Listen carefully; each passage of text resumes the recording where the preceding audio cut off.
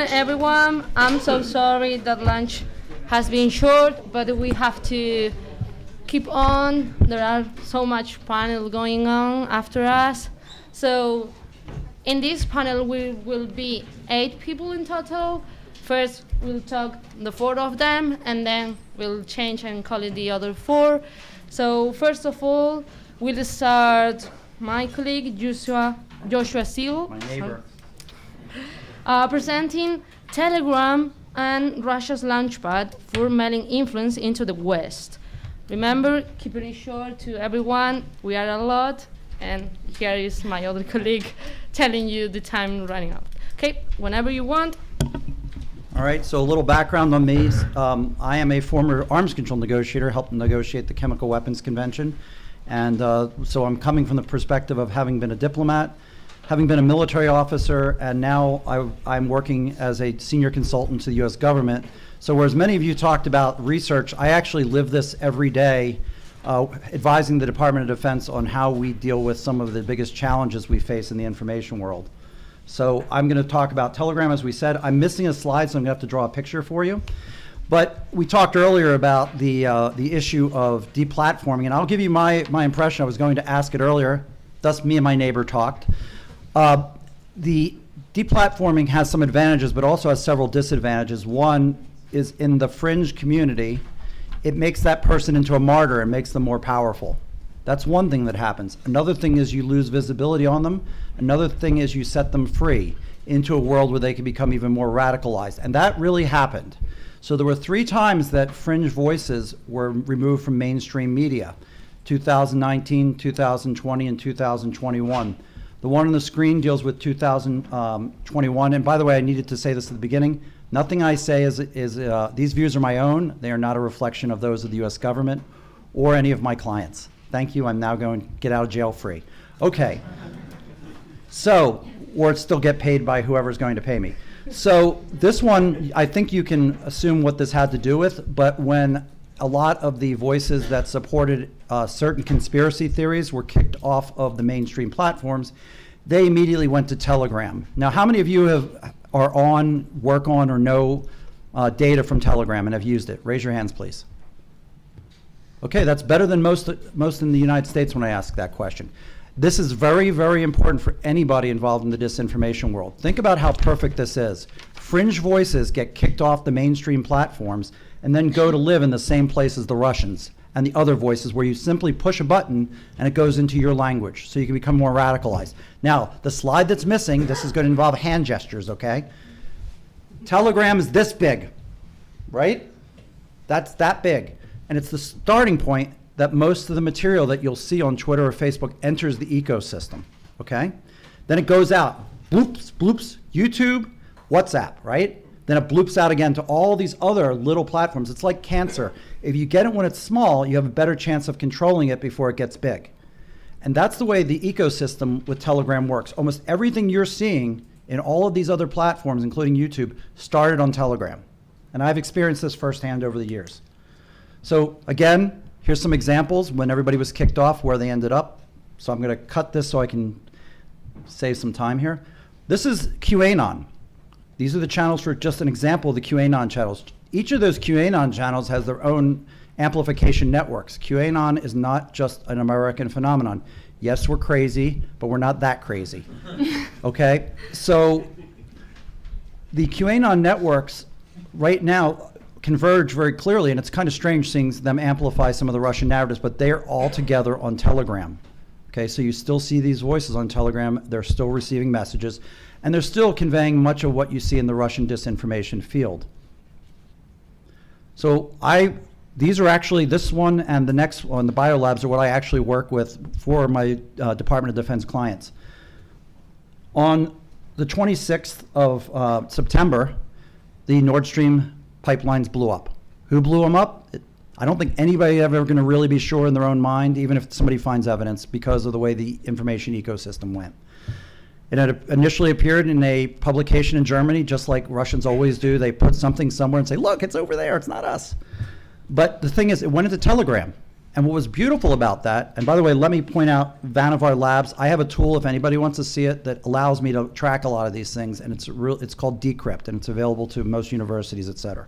All right, but it immediately went out to all on Telegram, and then it was picked up by the QAnon channels, the channels from the right wing and left wing in Germany, everywhere in Europe, Scandinavia, and something like this is really, to use an English term, juicy. It's very exciting, so people tend to go out and push it and tell everybody, hey, did you see this? Did you see that? Well, again, this is just one example and just a small fraction of what turned up on Telegram.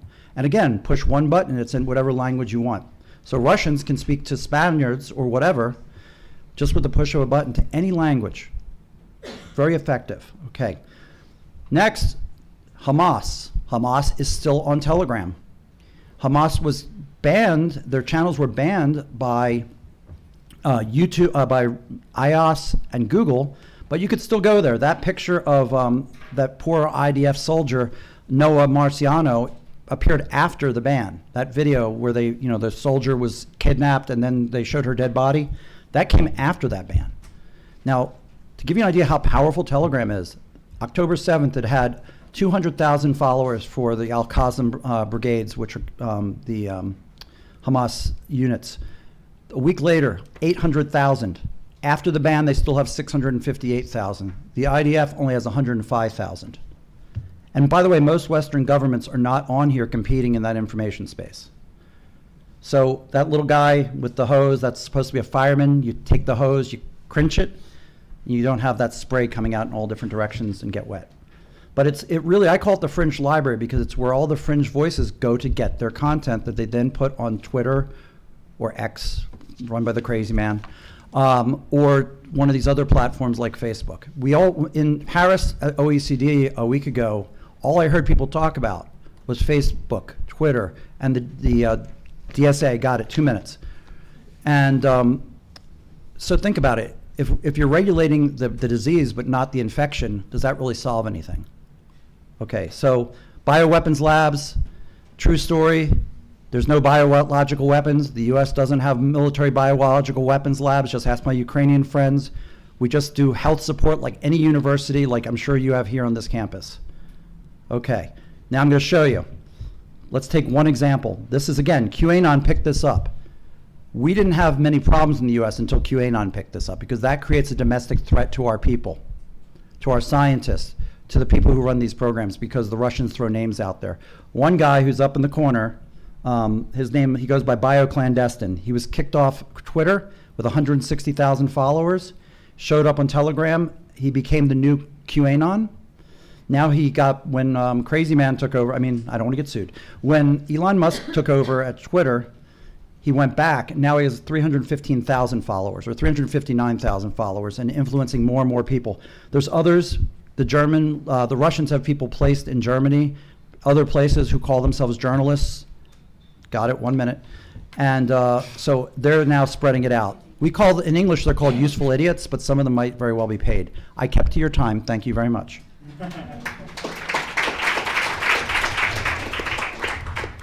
Well done, Joshua. You're my favorite colleague. Hey, you're my neighbor. I got to look out for you. Okay, so we jump again to fact-checking. Can we change seats so? My butt's rather big, so. Yeah. Right. We jump to Mariana. Yes. Your turn. Mariana is a journalist and also a PhD student at Bahia Federal University, and currently she is taking research at University of Navarra. And today, you can open here. Okay. That wasn't too fast, was it? Yeah, no. Right. And today she is talking about credibility and different characteristics of fact-checking agencies. Whenever you want. Ok, hi, boa tarde, em português. My name is Mariana Alcântara and I am a student. So I'm considered as a journalist as a student. And firstly, I would like to thank you for accepting me to participate in this event and present the very beginning of research I'm developing on disinformation in Brazil and in Latin America. As a beginner in this area, I say that I am learning a lot from this event, so let's start and let's discuss about part of the theoretical investigations into the topics that crosses my interests and motivations. And this is abstract of my abstract, but this article aims to identify influences and defining characteristics of the objectivity and credibility thought by fact-checking agencies based on reflection of the canonical deontological values of journalism. Given this, we understand that fact-checking agencies developed the work in a context marked by the phenomenon of informational disorder or abundance of information, triggered, among the other variables, by platformization and the crisis of the traditional expert systems. And there is a context in Brazil, in Europe, in lots of kind of world, we have that kind of disorder. The emergence of fake news as a global problem seems to have conferred on fact-checking practices a potential protagonism in validating information for a broad audience seeking qualified coverage. And according to the Digital News Report, there is a trend of declining interest in news amongst the population, as well as declining trust in journalist institutions. The phenomenon is called news fatigue. The Trust in You Project report highlights trust gaps. Obtaining news and information through platforms is often a secondary concern. And thinking about it, thinking about the theme of my presentation in my thesis that I have to write one day in 3 years, in the context of crisis in the face of variables that threaten journalism authority, how do fact-checking organizations seek to materialize the notion of credibility in their speech? Talking about the introduction, it's the same thing as the that we saw in the abstract, but we have a Brazilian investigator, is a journalist, that's Marcos Palacios from the research group GEJOL in the Federal University of Bahia. And he was my professor that was now retired. But he says that journalistic information is a capitalism in a capitalist society is a commodity, still symbolic in nature, produced under a variety of models and business. However, the research warns that journalistic information differs from most other commodities due to an essential element in this intrinsic constitution, credibility. Without such a fundamental ingredient, this commodity tends to lose market value, reaching sooner or later the very competitive survival capacity of any company that dedicates itself to this line of business and fails to maintain credibility in its products. And here, there are a brief literature review on timeline. We have, since 2013 until 2031, some considerations about objectivity and credibility. For Oxysis and Butter, fact-check is a form of epistemic vigilance that seeks to ensure that knowledge claims are accurate and reliable. It can help to promote critical thinking and improve the quality of public discourse. Amazin says that fact-checking should be viewed as a tool for improving the quality of public discourse, rather than as a solution to the problem of misinformation. Nieminen and Rapelli say that fact-checking can be an effective tool for fighting misinformation and doubting journalists' objectivity. It can help to restore truth in journalism and promote democracy values. And in the end, Burke says that fact-checking journalism has evolved from objective to interpretative and fact-checking journalism. It's a form of interpretative journalism that seeks to provide context and meaning to the facts. Thinking about this kind of subject and theme, I think that we have to go back to the roots and from the value of objectivity and to the present days. Eric Nouveau, that I think everybody knows, explained that objectivity is historically measured as a demand for a truthful and neutral text or facts in a process in which journalists established the separation between facts and opinion.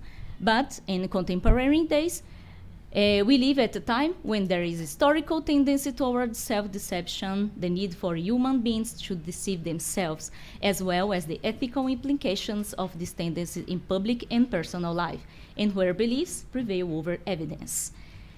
But now, in order to be transparent, in order to be objective, in order to be truthful, journalism has lots of conflicts of interest and with the digital platforms, with the big tech companies. In this sense, it is worth noting that the principle of objectivity which brought to the toolbox of professional journalists the concept of precision, balance, impartiality, and transparency, which support the traditional model of journalism, are risked by fact-checking agencies and consequently used by the platforms. For example, we have, I'm almost finishing. We have lots of kind of partnership with big techs, and for example, with Meta, where the fact checks work for them. And it can be said that it's common for platforms to use the supposed credibility of the journalist organizations to validate their control policies in relation to content that circulates in their digital environments without taking into account the agency of their algorithms and systems, financial compensation in the distribution process. In other words, it's concluded that role attributed to journalists is limited. It can verify, but not control the flux of disinformation in the environmental media. This friendly relationship between platforms and verifiers, one can imagine, is not based on a virtue, but rather on an interested utilitarian friendship. And the final considerations, I would like to say that the search for quality and transparency in journalism regarding its methods and products is configured as a universal requirement, not just related to an organizational movement that seeks to survive economics, goes beyond. So that's it. The themes raised by this research gain new contours and value shifts raised by perspectives engaged in the search for justice and strengthening the democracy van. Classic principle that support the journalists as a way of presenting knowledge about the world. Thank you very much. Muito obrigado, Mariana. De nada. Thank you very much. From fact-checking, now we jump into gaming experience with Men Fan To. She is a doctoral candidate specializing on communication information and web society, with focus on the interaction between human and computers, and specializing on the gaming experience. Whenever you want. Okay. Good afternoon, everyone. It has been an honor to be able to discuss my investigation regarding the mechanism of news literacy game here for combating against disinformation. I will follow the structure of my article, and in our study, we suggest that disinformation has been transmitted decentrally through technology in our current digital era, and corresponding corrective strategies, they focus on the critical news literacy in assessing and discerning the deepfake.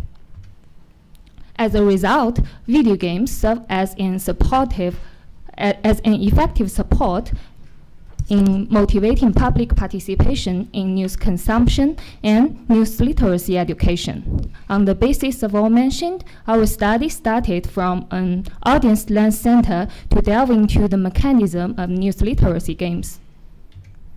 Regarding the literature review, we delved into two dimensions. First, news literacy education was preliminarily introduced in the year 2006. News literacy combats against disinformation through 5 pivotal domains: the context, creation, content, circulation, and consumption.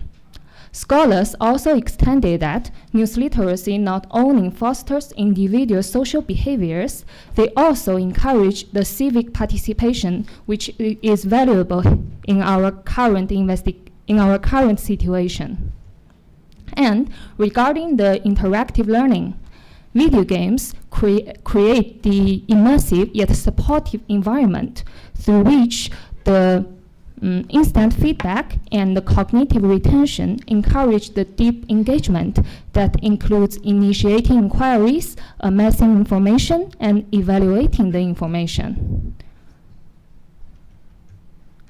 Our proposed theoretical framework was on the basis of the two dominant conceptual frameworks regarding news literacy games. The first one is Games for Civic Learning, which is a four-dimensional paradigm contending that video games are regulated through 5 dimensions. They are expediency, agency, structure, and ethics. And another conceptual framework is connected gaming, which emphasizes the transition from active gamer to game designer. And here is our proposed framework, which describes the flow of news literacy cultivation through connected gaming. And we take all the influential factors into consideration, which relates to the content, circulation, and consumption. In order to acquiring a holistic understanding of news literacy games, we applied 2 qualitative methods. The first one is the justificatory explanation, which elucidates the rationale of our sample selection. Our samples are listed in the table below. There are 5 games in total. And the second qualitative method is the walkthrough method, which enables the investigators examine the components of selected games from the perspective of both gamer and investigator. And as a result, we divided the news literacy games into 2 categories. The first one is the content-led news literacy games that convey news literacy through the game narrative and interweave the game narrative with the goals, rules, and roles of the game mechanism. This categorization stresses 2 objectives. First one, personal development, is about the comprehension of game mechanism and also which leads to the critical thinking in solving the challenges in the games. And the second one is the journalism engagement, which depicts the professional procedures through the textual descriptions in order to evoke a certain level of simulation to provoke the news literacy.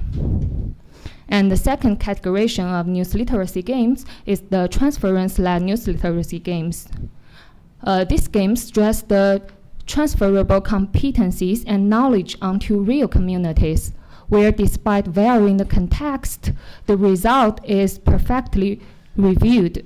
Similarly, this categorization shares 2 purposes. First, to equip the players with expertises, accumulated experiences, encourage the players to solve the problems in the games. And the second one, the mechanism encourage the players to incorporate the gaming experiences with their social participation, which respect all the relevant social norms. And conclusively, we suggest that news literacy coincides with the school's purpose in cognitive capability cultivation. And also, among all the news literacy games, simulation and strategy occupy the dominant positions due to their interactive nature. And third one, we explored that the challenges, the strategies are the crucial factors in weaving all the design of news literacy games. And finally, our framework, NLCCG, provides the initiative and innovative approach in visualizing all the correlations of through the connected gaming and news literacy cultivation. Also, all the news literacy games focus on one objective: to foster the well-informed citizens. And the last one is about our limitation. We contend that the experiences from real players are required in complementing our story. and also in complementing our investigation. And also, our framework remains to be evaluated and examined through other perspectives, and also maybe compared with other subgenres of epistemic games. And these are the references which facilitate our investigation. And here is my personal information. If any suggest or comment, I'm always here with sincerely thankful. Thank you all.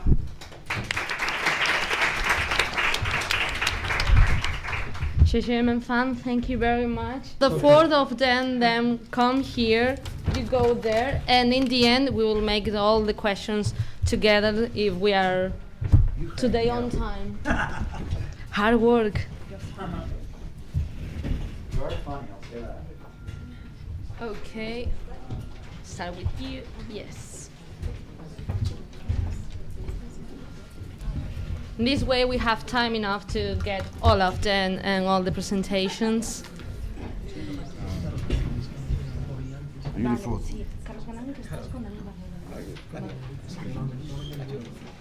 Sí, ha venido. French origin, Madame Belgium. Vale, pero David ha enviado la presentación. Yeah. Sí. All right, but I'm última. working here. ¿Tu nombre? No. Sí, todavía no estamos ahí. Yo. Sí, tenemos ahí una de David Arroyo. Vale, pues toma sitio y ya. Okay. Very good. Perdó. Es el siguiente después de ella. Vale. Okay, so let's continue. This time with Galinia Solovey. Okay, sorry about the names.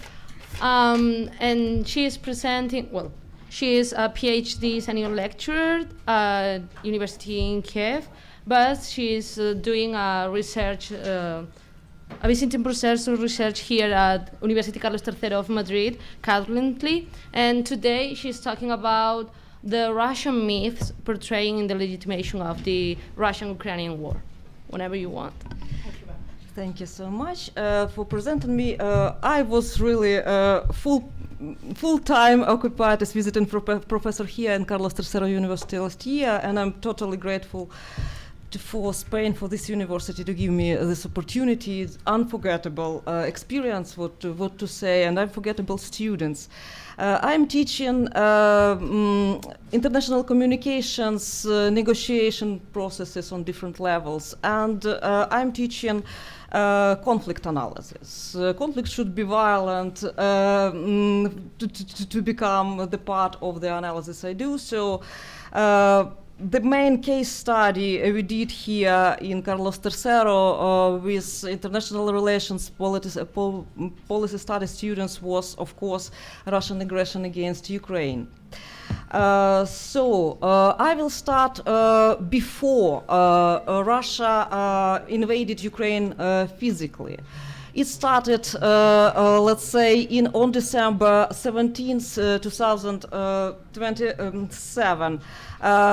So Russia just like was as a Grinch stolen Christmas from the West, let's say, because on that day Russia issued a couple of drafts of international agreements in between US, in between Russia and NATO, and in between Russia and OSCE respectively. There are quite professionally done drafts on which we can find three statements. Russian Federation and all the parties, what we are a member state of the North Atlantic Treaty Organization as of 27th May 1997. What does it mean? On that date, Russian Federation and NATO made an agreement that they together, like NATO as an organization and Russia, will take care about security on European continent, and they will take joint actions to prevent any type of violence there. So together they took part in several operations in Kosovo, in Bosnia, and so on. So this document really exists, but in this document nothing is said about shall not deploy military forces and weaponry on the territory of any of other states in Europe in addition to the forces stationed on that territory as of 27th of May. So at the moment there the document with Russia was signed. Another statement. So all member states of the North Atlantic Treaty Organization commit themselves to refrain from any further enlargement of NATO, including the accession of Ukraine. And then Russia draws just a bigger picture, which countries should not have no connections with NATO, like South Caucasus and Central Asia. So what can we see here? We can see here that Ukraine is not the target. At the same moment, it was like more than 1,000 Russian troops gathered on the border with Ukraine. Ukraine is not the only target. It's the smallest target we are. But of course, it was the victim, if NATO, US, OSCE will say that we are not accepting those drafts. What Russia will do? Russia will claim that such countries, Central European countries which entered NATO in 1999 as Hungary, Poland, Czechia, should go away. Then we have the second wave of NATO enlargement with much more countries, and we have like countries one by one just accepted to be member states of NATO just like later. The first one. The second one, Russia, the very first time in the history, wants to bring a document about that myth that NATO should not go to the east, because no document about it was signed any time in history. What happened? So just a bit of history. NATO is an organization, is an alliance which is based on a UN charter which claims that no state should go to the war on the territory of another state. The only way, legal way, to use the weaponry, the violence, is to protect our sovereign borders. So Ukraine is totally inside of the legal framework of international law. Then talks about that NATO will not go out of its borders started in 1989. Then it was a huge effort of Germany to reunify, and Europe was a bit hesitating about that, remembering Second World War. So it was a commitment of NATO to keep Germany inside of NATO, not aggressive.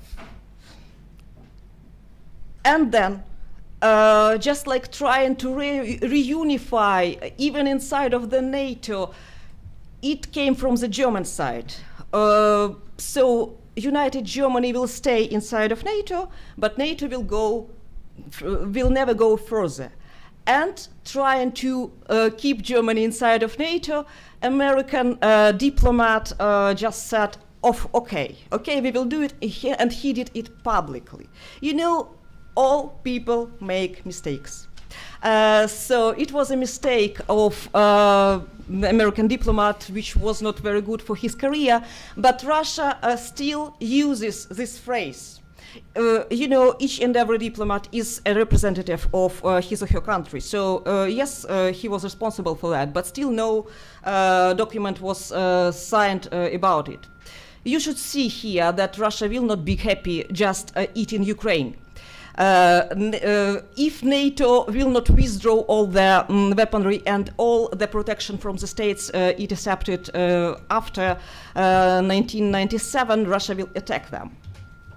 So another myth of Russians is just like presented here in his speech one day before the attack of Ukraine.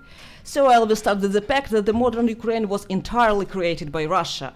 or to be more precise, by Bolshevik communist Russia. This process started particularly right after 1917 revolution, and Lenin and his associates did it in a way that was extremely harsh for Russia by separating Siberian, that is historically Russian land. As you know, Kiev was founded in the 4th century after Christ, let's say. Historians have several doubts about that, but not by Lenin at all. And how Ukrainian networks were trying to debunk this myth. So it was like a mythical sheep bark carrying three mythical brothers and their sister, which were founders of Kiev back in the centuries, but sister had Lenin's face, somehow like this. How those Russian aggression against Ukraine is not provoked and totally illegal according to international law, but still Russia legitimizes it by using fear. And here the main point I use that conventional war, which is not total war, which prevents nuclear war, and Russia, of course, just like makes people believe that it will attack any part of the free world with nuclear weapon. It lets Russia to start this, let's say, local war with Ukraine. For us, it's very important to understand that doing so, Russia attacks liberal democratic values and rules, and without it, so only like big, strong guys just threaten the walls with nuclear weapon. Nuclear war can do anything, and Russia's appetites are totally huge. What to do? And countries which never wanted to join NATO are doing so. I mean Finland and Sweden. And then what to do is rooting out Russian propaganda everywhere. So thank you so much. Thank you, Galina. We keep on Russia disinformation propaganda. Do you want to change if you want slides? Okay. As I was saying, we can keep in Russian propaganda, but also now we add Iranian propaganda. So Carlos Galán is professor here at this university, but also is the responsible for security studies at the University of Nebrija, here in Madrid. And he's representing his colleagues David Arroyo and Javier Valencia as well. Remember, you have 8 minutes, and whenever you want. Perfect, Thank thanks. you very much. I think that they have here. Yes, that one. Okay, perfect. Sorry. I'll have you this one. Okay. Here, and you can pass. Perfect, thanks. First of all, I want to apologize because my partners are not here. They have problems, personal issues. They say me that please tell that sorry for not stay here with all of you. We are going to talk about one thing that is, in our point of view, very important. How Iran and Russia have his same methodology to spread his disinformation campaigns. In the last years, we see that Russia makes a lot of people who talk here say the same points. Russia applies and use a lot of different techniques to spread his disinformation campaigns. And we want to see how it's possible that Iran have the same methodology that Russia has. When Russia invite, sorry, my English is not my first language, sorry for the possible mistake that I make. It's interesting because if we see for the month before of that invasion, we can see some kind of narratives that Iran have the same narratives to spread in his own country. When we are talking about to fight about Russia propaganda, we need to check to know that it's not only Russia. Russia have important allies that spread the same narratives that Russia makes. We are going to see only a few of them, but all the narratives are spread by Iranian government. The most important thing also is to say that RT and Sputnik is not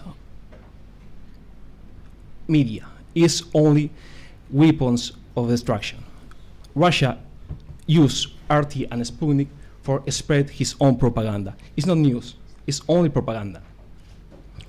I don't know if you are checking RT and Sputnik in the last weeks.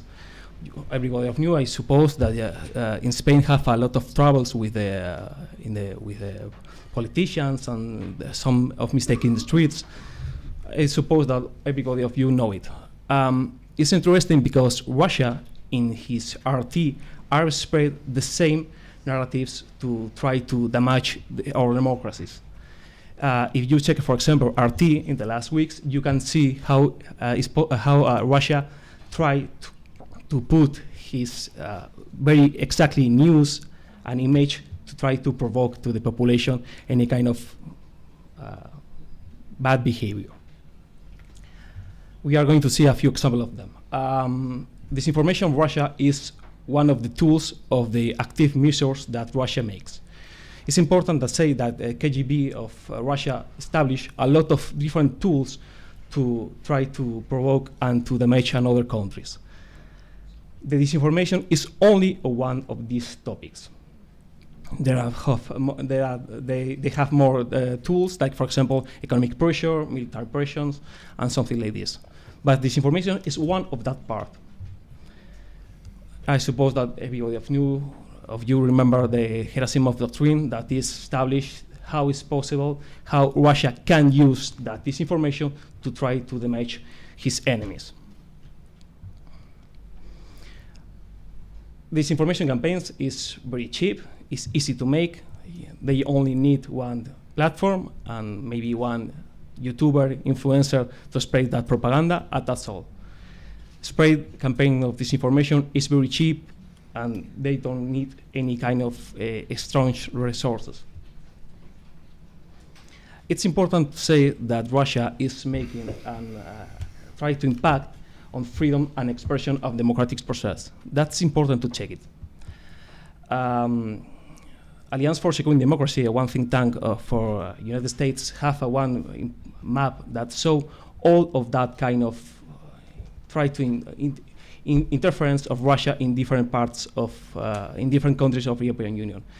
That map, everybody is available for everybody, so please, if you can check that web, you can enjoy with some of that points. In the foreign interference of manipulation information of Russia, we need to check that it's not for 2022. Russia is making, a few years ago, a lot of disinformation about Ukraine. If you, for example, access different, not only RT and Sputnik, you can also include that kind of proxies of Russia. For example, in Spain, we have one proxy of Russia called Diario Octubre that is available for everybody, and you can check the same narratives that the government of Russia spread. It's very funny, and I don't know if that funny is the perfect word for that kind of things, but if you can check all the narratives that Russia makes, you can check that his principal behavior in narratives are that kind of tactics. Now we see one of the most important tactics of Russia is the distract tactic, diverting attention from the activities of Russia and its allies by hurling accusation elsewhere. That's very common thing to that one technique that Russia employs very often, and try to say, okay, we invade Ukraine, but you must remember how it's possible that the United States also invade another countries. That's a very typical way, form that I need to go faster, to spread his propaganda. If you go to Zoom, one program of RT, 2 days ago, they make a very funny documentary that please check in. That documentary is also in Telegram, so please, I don't going to make any kind of a spoiler of that thing, but please check it. If you can check, if you see all the narratives that Russia spread in his outlets, you can see a lot of different narratives. A lot of people who that say the same things. Biological laboratories, desnazify of Ukraine, and that kind of topics. Please check how many times the official outlets of Russia use the term nazify or desnazify one country, because it's very funny because they don't use that word before of that invasion. There are one important document that makes the NATO that from the last month that say how many times Russia employs that terms. For example, desnazify. And they not use the word desnazify and nazification and that things before of that invasion. Iran are making improve his tools, his mechanisms, and his money for spread his propaganda. And they are learning about all the things from Russia. There are a lot of people who works in the Russian propaganda and Iran propaganda. There are a lot of documents that a lot of people who can escape from Iran say that have same points in common. It's important to check that Russia, that Iran are also try to clean the image of Hamas, one terrorist group that is established by a terrorist group by the same European Union. Also, it's very interesting how it's possible that Hamas is the principal leaders of Hamas have an interview by RT in more or less 1 month ago. It's very interesting how it's possible that Iran and his official outlets like Ispan TV and Press TV the same things that Russia says. And the same experts, that's one point that, okay, we say we have all the same narratives that spread. Yeah, it's very funny because you have in that screen one people from far right of the United States, nationalists, Basque country in Spain, and another kind of conspiracy people. The same expert that say that stay in the Russia outlets, and the Russia official outlets, are the same people who have interviewed in official outlets of Iran. So not only the narratives are the same and in Russia and Iran, also in the same expert that appears in both places. Thank you very much. Thank you, Carlos. Now we pass to Olivier Philippe. He comes from Belgium, but now he's a research engineer in Barcelona Supercomputer Center. Yes, it is. And he's focused on specialized computing techniques into the social phenomena. And today he's presenting, you have there in the folder. Yeah, there you go. And today he's presenting the impact of socio-demographical factors in an issue such as important as war, which is COVID-19. Yeah. There you go. Here. Yes. Whenever you want, remember to keep it on time. I'll try. Hi, everyone. Can you hear me? Yeah. I'm going to go back a bit in time, COVID-19, simpler time, mask, lockdown. It was easier. I'm going to present, it's a project that we did at that time to study the how people treat disinformation around COVID. So it was a project with 3 phases. We had content analysis, where we analyzed the text of different disinformation and legitimate news around COVID at that time. We had Twitter analysis, social media, so we extract 20 news. 10 were fake news, 10 were legitimate, and then we follow them on Twitter to see which one were retweeted, where were created the network, and then who spread them. And we had a social experiment. On these 20 news, where we ask 1,000 Spanish people to answer a question about if the information is true or not, and we present them, all of them, one legitimate, one false. Today I'm just going to present the third one, the social experiment survey, because of time constraint.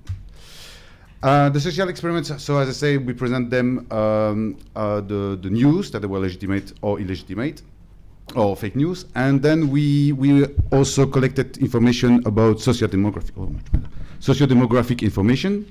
We asked them about the media consumption and to justify the decision. So we wanted to see if there were like some trend in socio-demographic variables, if the media consumption also influenced them to detect correctly or not legitimate news and disinformation, and what make them taking such decision.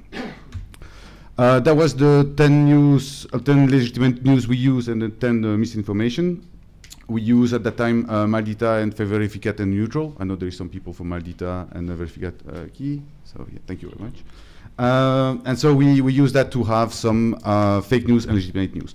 Obviously, that's the fake news were quite obvious, like the mask create cancer. I forget what you have there too, but there were some that were quite obvious and some that were a bit less obvious. The Twitter analysis, that was our graph network from the fake news and the true news that we have analyzed. I'll go super quick here. I just wanted to show the picture because I like it. And then, but basically we found that the people retweeted as much the disinformation than the legitimate information. So it's something we didn't expect at that time with our study. So we collect all the retweet and the reply of this legitimate news, and we didn't find any difference. For our study, we had, so as I say, socio-demographic variable. So we had education level. So we wanted to know which degree the person reached the highest. We wanted also to know the political alignment, age, and technological knowledge. So we wanted to know how well people will report it. They were technological literate. We had religious orientation and gender. This category that I present you is the one that we use for the modelization. The survey itself had a much more widespread option. For instance, religious, they were not like, are you religious, not religious? We were asking all the religion of the person. Same for the education level. That was much wider, but we reduced that at that category for the technical reason for the analysis itself. And we asked them also for the media use. So we asked them how often they're using WhatsApp, how often they listen to the radio, they read, social network, TV, and internet use. And I know some people will tell me social network is kind of a WhatsApp, and there's also kind of internet, but there were a reason why we split them, because at that time there were like a lot of discussion about WhatsApp was used in Spain to spread disinformation. That's why we created a separated category from it. Then we could have included in social network, for instance. Internet use was more about to contrast it with the TV consumption and the reading. And then we had our study, so we asked them to tell us if it was legitimate or misinformation. And first thing we found is like there was no difference between the capability of the people to detect if it was fake or no. So that means that people had the same capacity to correctly identify a fake news and to correctly identify a legitimate news. Sounds like a good news, not really. That means that people should normally have higher rate of correctly identified legitimate news at least. And then we modelize all different variable with on a regression model, several models to take for account for the different interaction. And then the idea was like to model all of them with interaction of the type of news. When I say type of news, is if it's disinformation or if it's legitimate news. Among that, we didn't fish for data. Here, there's the one that they were recurrent on all the models. So we did the opposite. Instead of trying to figure out where we have the most statistical significant interaction, here's the one that we found on all our model, more or less.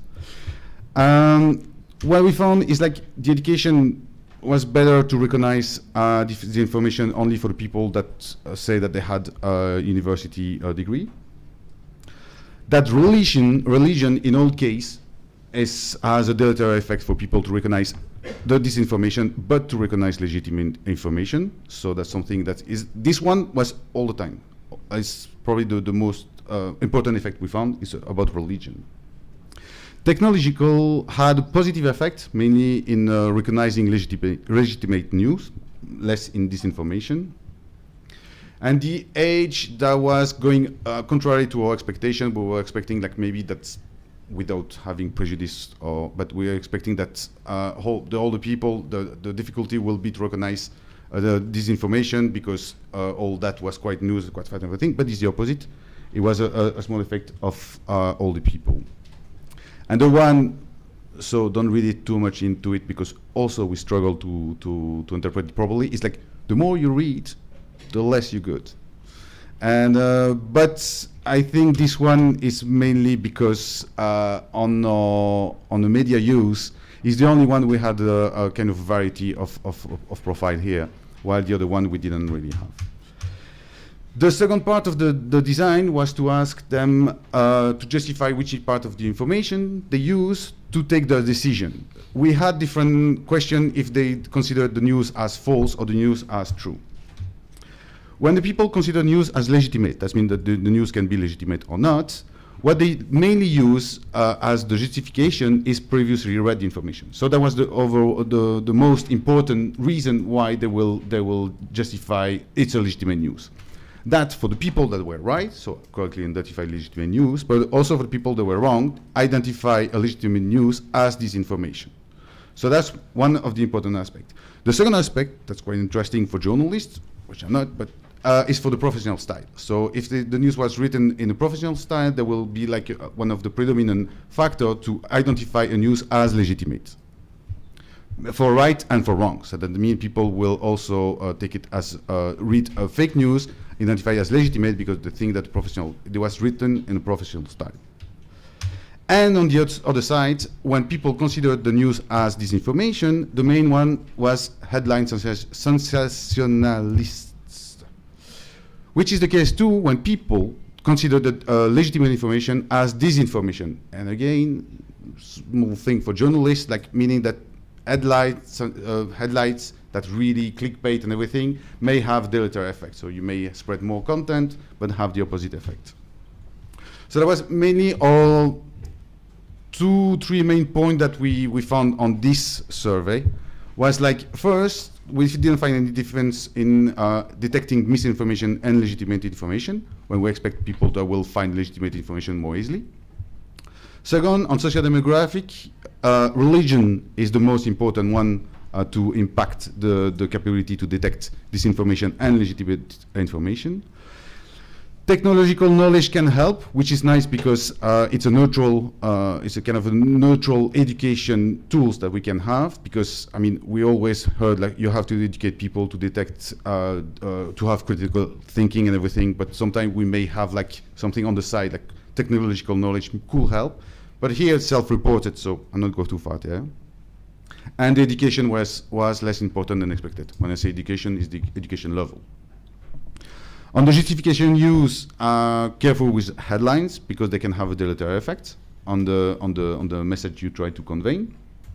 Reputation of the media was important. Writing style is important. Limitation, no difference. We didn't have big difference in different news. We have limited selection of news, and we didn't integrate the knowledge about COVID before doing the study. Thank you very much. Merci, Philippe, Olivier Philippe. And now we finish this quick hurry up panel with Daniel Barredo, which is representing all of the colleagues from University of Malaga. And we keep on misinformation, this time talking about Spain, to close this panel, whenever you want. Okay, so thank you very much. Hi everyone. First of all, congratulations for the organizers. I think this is a really great event, and at the same time, we are so lucky, no, with this Andalusian weather, so sunny, so nice. Well, I'm going to present in about 7-8 minutes a meta-research project about disinformation. This is an investigation led by my colleague Nerea Cea, and this is also co-authored with Bella Palomo. So in the last years in Spain, our government has funded about 57 research projects related to disinformation, and this is 57 research projects. They have achieved an overall budget of about 6.3 million of euros, and this is only like the figures recognized by the state research agency. And we were lucky because we received a little piece of these 6 million euros with this project, Disinformation Research.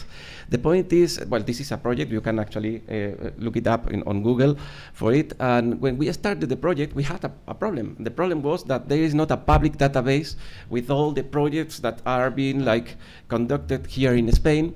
So the point is, we were like discovering, this is what we call in Spain, discover the hot weather, you know? That means that we were like investigating certain topics and with certain methodologies that were already being used for other colleagues. So the point is that we decided actually to create an event in order, first of all, to celebrate, because the science should be celebrated. But secondly, this event had an overall strategy in order to invite for the most important projects in Spain, which are actually focused on disinformation. We organized this international workshop, Disinformation Research, in Malaga at the beginning of July. You can see the picture. I'm the one in the left, and the one in the center is the mayor of Malaga. So, and this workshop was actually was organized in order to understand what were the methodologies, the objects of study, but at the same time, what were the gaps recognized, at least for the principal investigators of these projects. So what we did is basically we invited to about 40 projects, 40 national projects in Spain, under a closed invitation. We only invited to principal investigators or either co-leaders of those projects, because we wanted actually to discuss, and that was very, very important. All the projects had to be related to disinformation, and those projects had to be like funded by international, national, and regional calls. And at the end, 22 participants came to Malaga to enjoy the beautiful Malaga by the seaside. And we missed actually Dr. Carlos Elias, who is here, but he was already invited. And each participant during the workshop had to present the methodology, results, and conclusions. And at the same time, we created different scenarios where the leaders, they had to discuss with each other. So after the workshop, we actually took all these reflections and we tried to compose like a descriptive project in order to understand the patterns and the gaps perceived by at least these 22 participant projects. Of course, we cannot generalize these results. This is not our purpose, but we actually want to trigger the discussion about disinformation, especially the research of disinformation with some very simple, I think, ideas. So, as the results, we found actually some what we could call like obvious results. The majority of the 22 participant projects, they were funded by a national Spanish funder. We also had like 5 projects which were funded by an international agency, or either one project funded by a regional agency. Well, in total, the 22 participant projects, they had an overall budget of 3.3 million of euros. And then we started to realize that there were some specific results which can be very interesting in order to create or to plan or to organize like projects related to disinformation in the future. For example, only 6 of the projects included a comparative approach. When I was actually attending to the previous presentations, all of you, not all of you, but many of the participants, they were presenting international cases related to disinformation in Russia, in China, in Iran, etc. But this is very interesting that at least with the participant projects in the Malaga workshop, only one of them mentioned countries different from the European ones. So basically 21 projects, they were basically, they were not comparing like countries out of the European Union. And it was very interesting as well about the transference, because disinformation is actually not only a scientific problem but also a social problem. And the point is, only 7 of the projects propose and apply technology as a tool or a strategy to combat disinformation. That is, we perceive that there was that the majority of the projects offer passive results to determine collectives, or the society had to find a path to get the results. About the methodologies, it was interesting that only 1 of the 22 participant projects had implemented an experimental method. The most recurrent methodologies were the focus groups, content analysis, digital methods of service, or either interviews, which is interesting, no? Because disinformation is a problem linked to the cyber sphere, to the online sphere, but some of the majority of the methodologies were more offline than online. About some of the challenges, well, we perceive also that the most examined scenario for disinformation, at least according to this participant project, was the analysis of the general content, that is, a category associated to those projects that propose to reveal certain aspects of fake news. For example, many of the principal investigators, they were still trying to find a conceptualization of what is disinformation and misinformation, no? But and actually, one of the principal investigators, Ramon Salaverria, stated during his presentation that he also perceived a reiterative tendency of describing in the theoretical backgrounds basic aspects as the difference between misinformation and disinformation. About the conclusions, three basic conclusions. First of all, well, we all know that disinformation is a comparative, is an international problem, it's a global phenomenon, but at least according to the participant projects, we realized that the comparative approach was not dominant, and especially when those projects incorporated this comparative approach, there was a comparison between the European countries, but not from the European countries to another ones. So, and this led us to this conclusion that we should, in a way, to decentralize this Western-centric point of view of disinformation. Secondly, well, we also realized that disinformation is a multidisciplinary problem that should be faced by different academic fields, and it would be interesting to integrate disciplines like psychology, semantics, or epistemology. And finally, about the methodological processes, it would be very interesting to incorporate more experimental methods in order not only to describe but also to propose models that would be that would I don't know, like include other possible observations as the general reception processes or professional routines. Thank you very much. Thank you, Daniel.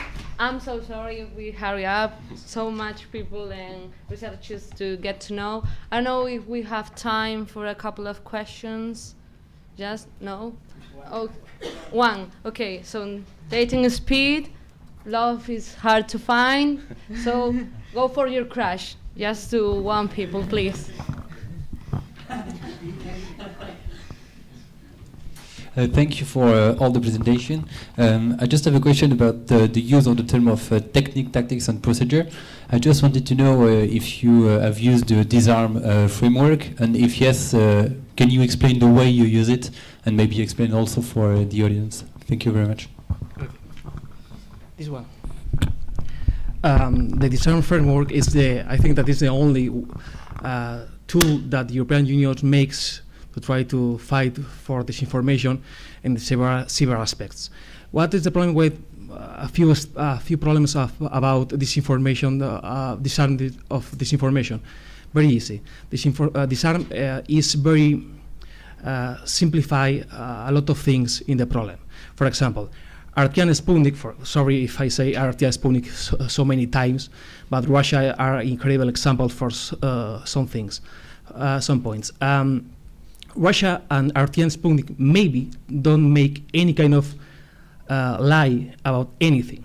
They only catch one part that they want to show and expand that kind of content to everybody.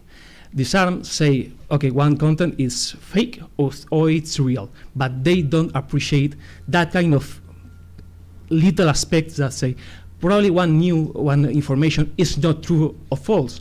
Maybe have in that gray zone that say, okay, it's not fake, but if you only show me that kind of information, probably it's not saying the truth.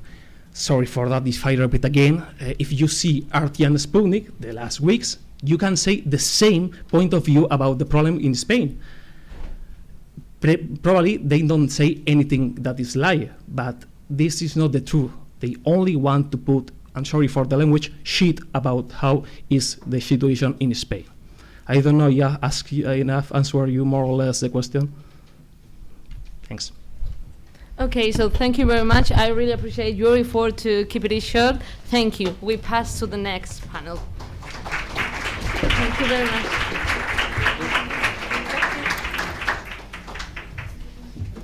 Fact checkers, our fact-checking team, international team, and the first presentation will be about the cross-border cooperation. And Coral, it's a great honor, and our organizations, we have such a cooperation, and your organization helps us to develop a chatbot for Telegram. And I know that we will hear a lot of examples of possible cooperations between fact-checking organizations. Please go ahead. Thank you very much, and thank you to Stop Fake for the invitation to University Carlos III. Well, let me explain. I'm gonna be quick. What is Maldita, for those that maybe don't know us? We are a non-profit foundation, an independent media outlet, and we monitor the public and political discourse. We was born in 2017, and yes, and we have all these sections now. We are about 50 people working on the organization. And we are part of the International Fact-Checking Network, and also part of the EFCSN, the European Fact-Checking Standards Network, which means that we comply with all the ethical, transparency, and methodological standards. And I'm gonna talk about Ukraine facts quickly.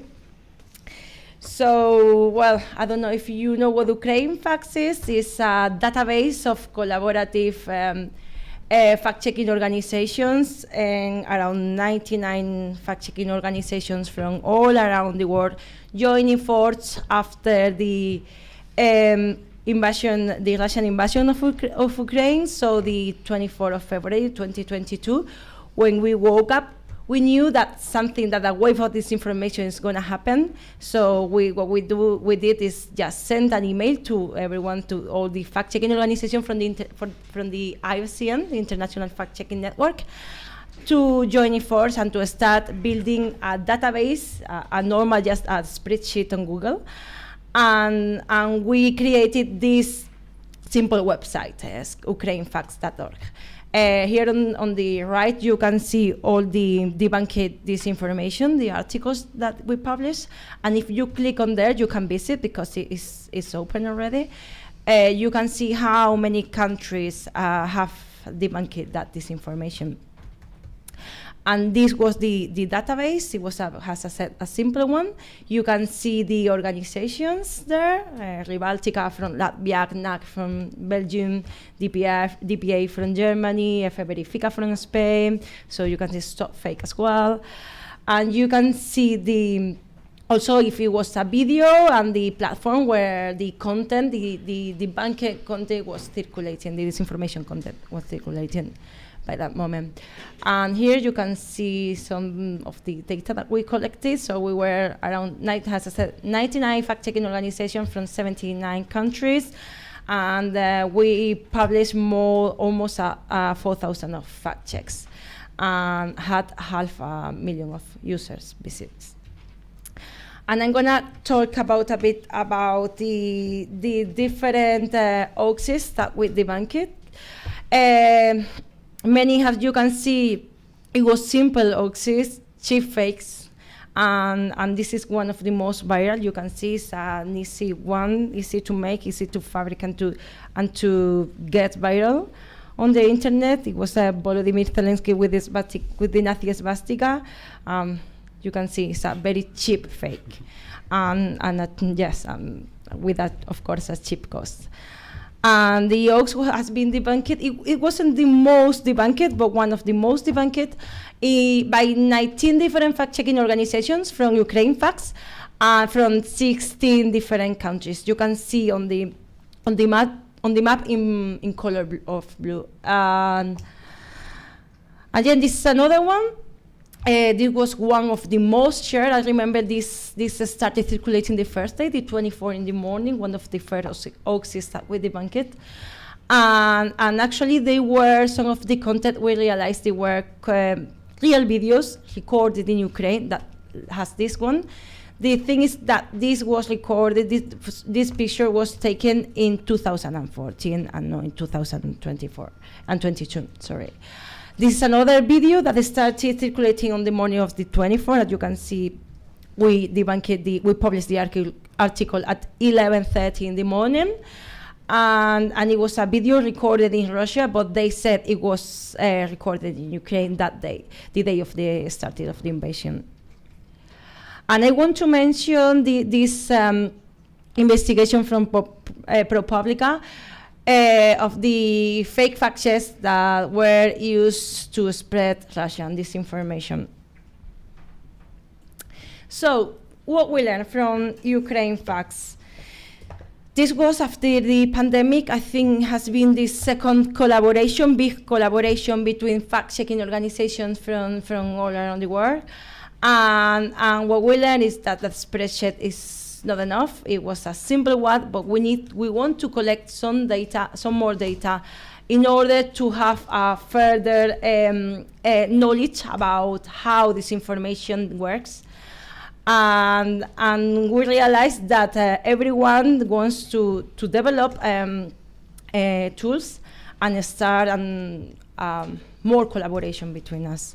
So nowadays, I can say that the European Fact-Checking Standards Network, the FDSN, is working in different projects in order to get this collaboration. So hopefully we will have some more big collaborations very soon.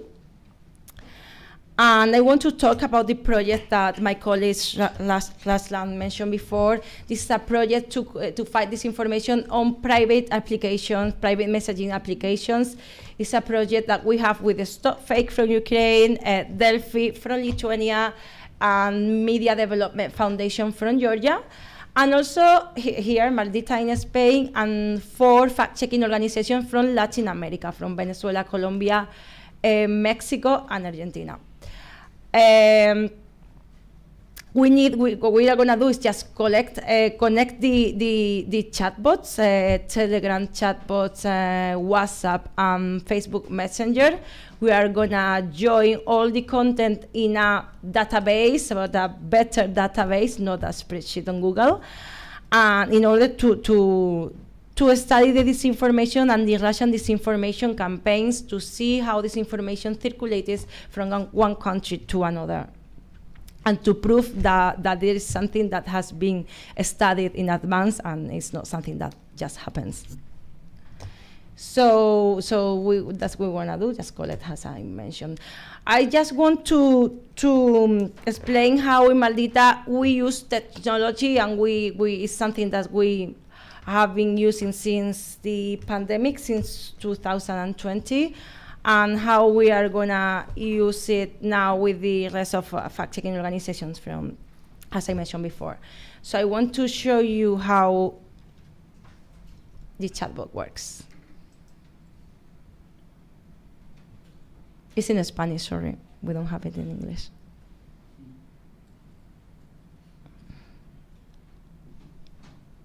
Can you see? Not sure if we will see in the end.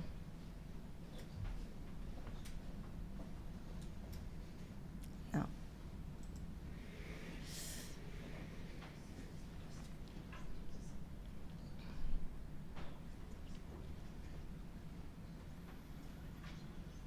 Okay.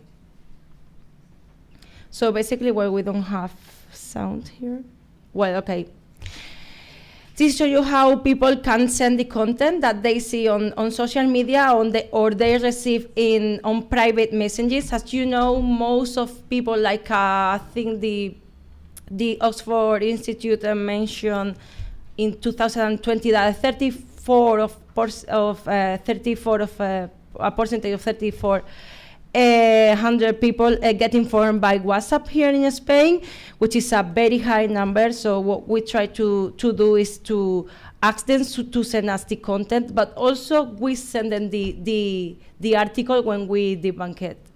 We also send newsletters. We also have a media literacy, how do you say, options, like we do infographics.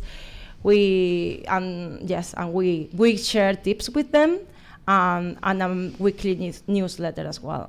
So that's our number if you want to have a look at it.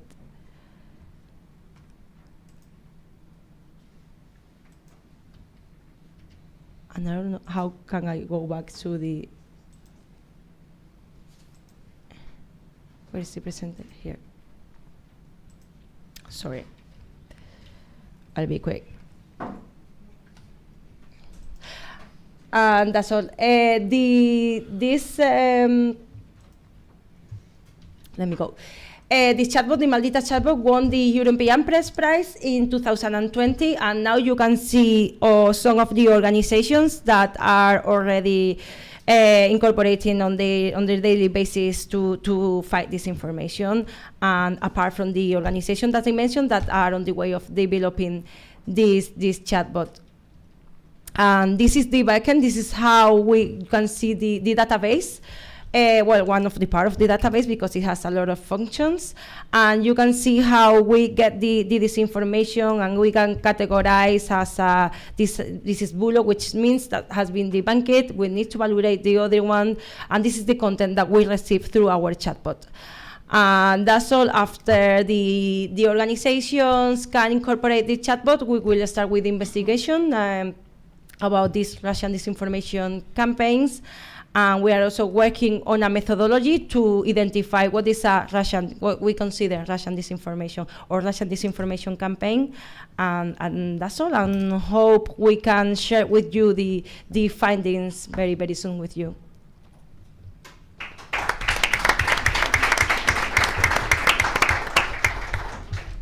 Thank you so much. And our next speaker will be Borja Diaz Meri.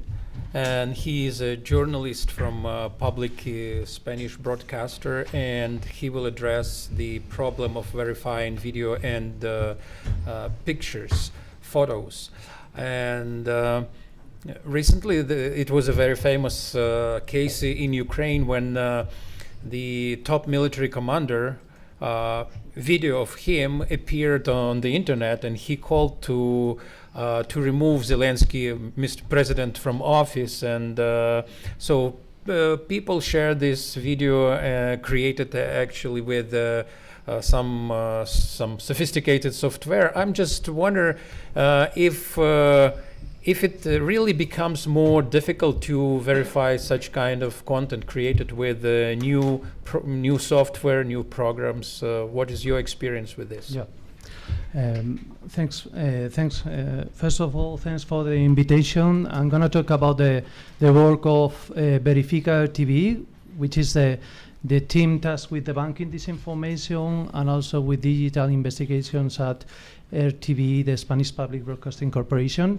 And I will talk about the problems we have when we have to verify videos, because when we talk about our work, we say, okay, we have to debunk disinformation, but mainly we have to verify videos that are real.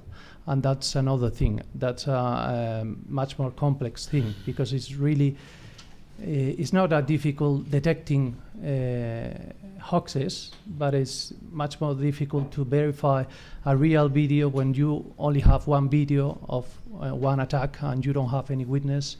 So we have to investigate, and we have to talk to sources. We have to talk to experts, so it's really difficult, and we have to verify videos on a daily basis because we work as a verifying team monitoring social media, but at the same time every day we have to verify videos for the main TV news program, which is the Telediario, and we also have to verify videos for channel 24/7 news, which is called Canal 24 Horas. So we have this double dimension.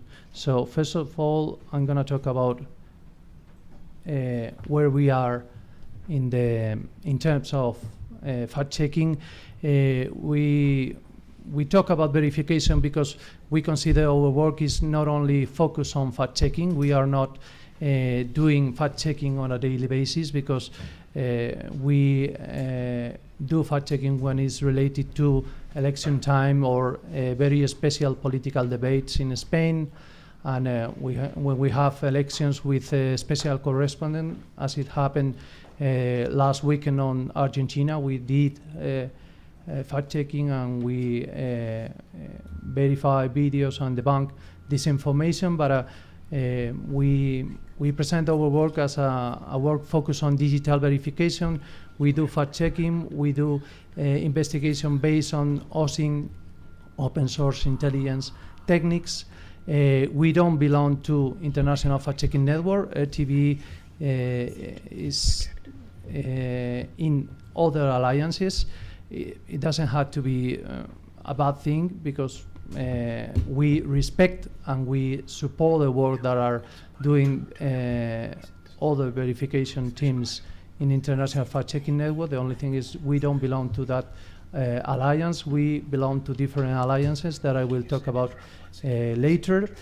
And this is about terms. We use the term hoaxes, disinformation, false narrative, but we never talk about fake news. We consider fake news as a term that is used by those who spread disinformation, and we consider that is a fake term and is part of the problem of the disinformation. And that is why we never use fake news. We talk about hoaxes, we talk about disinformation, false narratives, lies, whatever you want, but we are journalists, we work for media. The media don't make up reality. We tell the news, we don't make up the news. That's the key. These are the alliances we belong. We belong to European Broadcasting Union, and this is essential for us because we cooperate with YIVU, and we can join them for joint investigations, and we can ask them for help, and they can ask us for help when they are investigating content that is focused on Spain.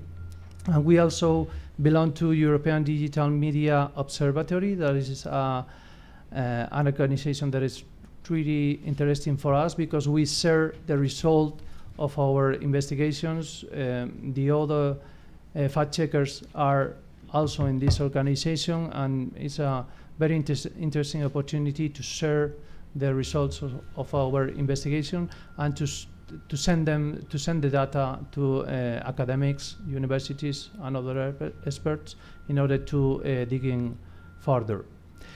Verification journalism, these are some basis ideas. We consider there is no journalism without verification. Checking, that something is true, is in the core of journalism.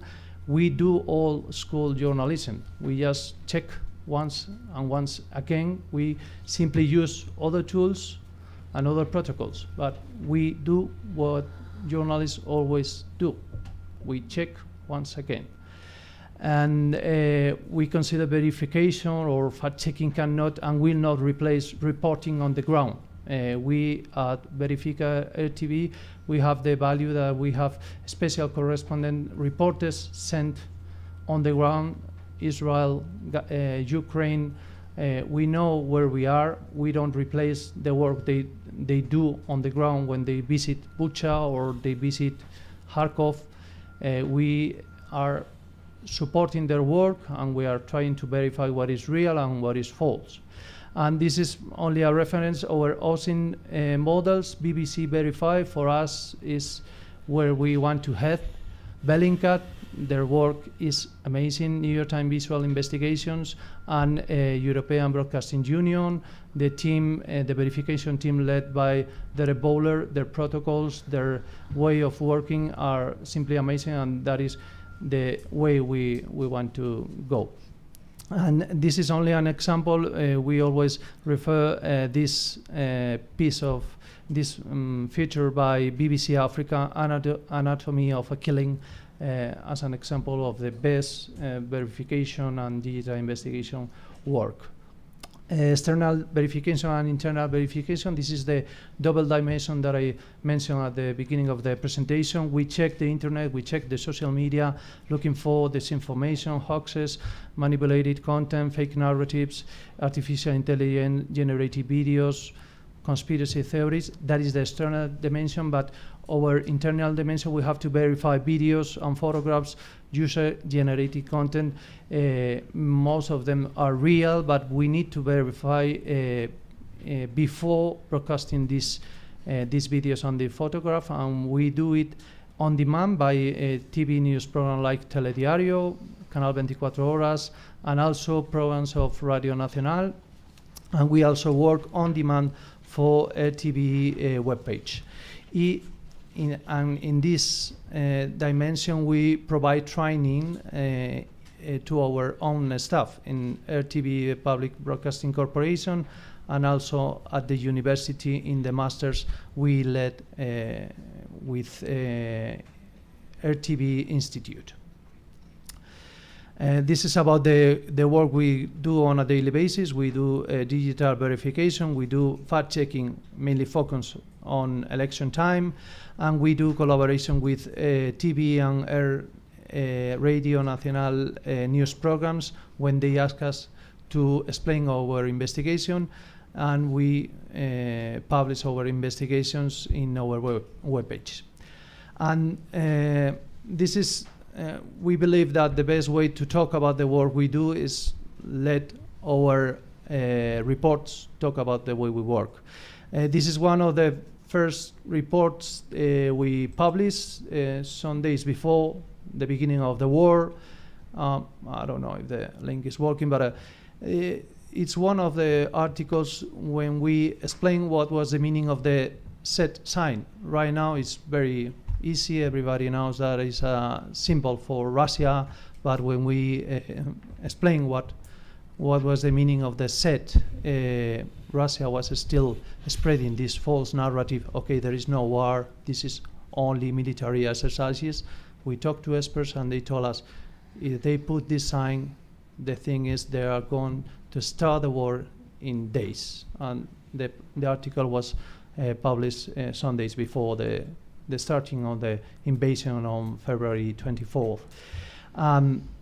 Sorry because I don't know why the links are not working right now, but the other article, the first video we verify on demand, we spent like 1 minute because we debunked this video days before because it was another a fake video that was spread by Russian actors to spread the false narrative that the war had started, and we debunked it the first day on the 24th because Telediario told us, okay, could you verify this viral video? And we told them, okay, it's fake, we know for sure, it's a video that is coming from the conflict in Donbass in eastern Ukraine.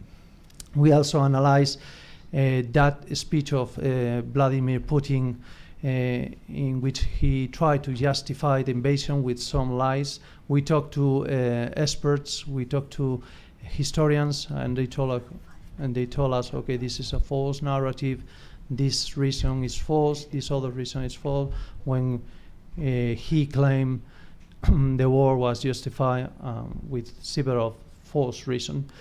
And this is another article about the disinformation, the hoaxes we debunked in the first month of wars.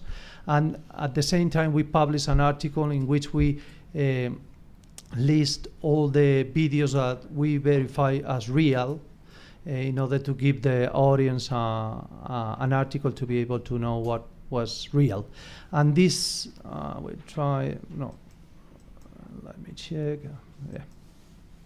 This is an example, okay, of our investigation.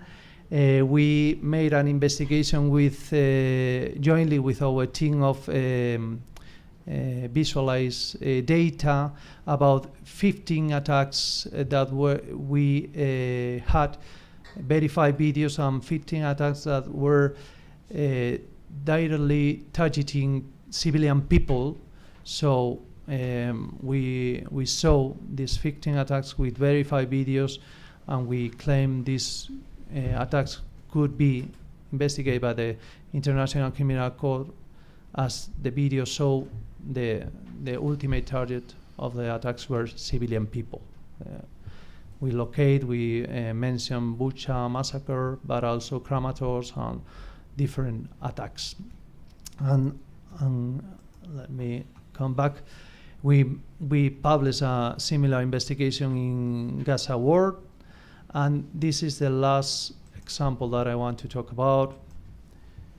I don't know if you remember this this attack, but this is a very controversial attack because it's an attack with a supposed rocket, and it is not clear if it was launched by Hamas or Israel. We made an analysis based on verified videos from the attack, and we talked to experts, and the experts told us, okay, the first thing we have to say, we need to investigate on the ground to be able to give our assessment. But the second thing is, we believe, according to the videos, this is a failed rocket launch by Palestinian militias. And that's mainly the end of my presentation. Thank you so much for the attention. Thank you so much, Borja. And our next speaker is a professor of journalism at the Autonomous University of Barcelona, and also a co-founder of the NGO that do training for different type of audiences, and she's a co-founder of the NGO that do a lot of media literacy projects. So I have information that you organized trainings for more than 8,000 people. I just wonder what kind of audience you consider and think the most vulnerable audience for disinformation and propaganda. Okay, so the floor is yours. Thank you for having me. Thank you for the invitation, and thank you all for your attention at this time of the afternoon. I think we are all vulnerable to disinformation, and that's why we give workshops for all kind of audiences, for young people, for old adult, for teachers, and for journalists, for librarians, are all kind of adults. So I want to focus today of media literacy as a long-term tool to counter disinformation. And let me start with a story, a sad story, Molly Russell's story. Molly Russell committed suicide at the age of 14. That happened in London in 2017. And when she committed suicide, the days before, nobody noticed anything strange. And when she passed, her father looked into her emails and found some recommendations from social media about depression content, self-harmful content, and suicide content. So I'm not going to talk about suicide. It's a very complex problem. I don't know anything to talk about that. But let's point out some detail about this story. Molly Russell didn't know how to deal with all this information she encountered she found on social media. Her parents didn't know what she did on social media and how the content she consume affected her, and probably their teachers and their community and her community neither. And social media act with impunity in a way that human rights were vulnerated. So I think we all can do more. We all can do more to learn and to help others to identify disinformation and toxic content on social media. And we address this problem with education, with media literacy education. We are journalists. And why we do media literacy? We do media literacy because we want to learn others what we know. What we have always done as a journalist is verify information and put context into information. We don't want to that the things that we know are only in scientific papers. We want that the things we know have a social impact, benefits other people. So we as a journalist, I think it's also a form of journalist to talk to people and to know what they think about media, why they distrust media, and to be together, not isolated with screens, but to learn together with a screen. So what is media literacy and why is it important? Media literacy is we can define it as the ability to access, analyze, evaluate, create, and act using all forms of communication.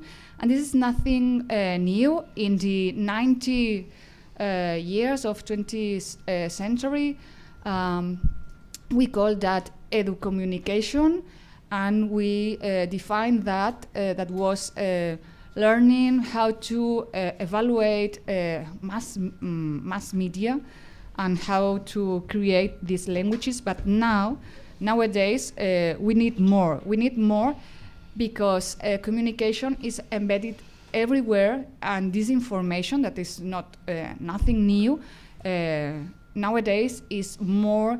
There are more disinformation than ever. There is this immediate, there is more viral, and this impacts a lot of people. So we need to know how to navigate safely online. We need to know how to detect bias, how to act, how to don't harass others. So media literacy is important, not only to get informed, but to live and to protect our rights, to work properly, to protect our societies and our health. So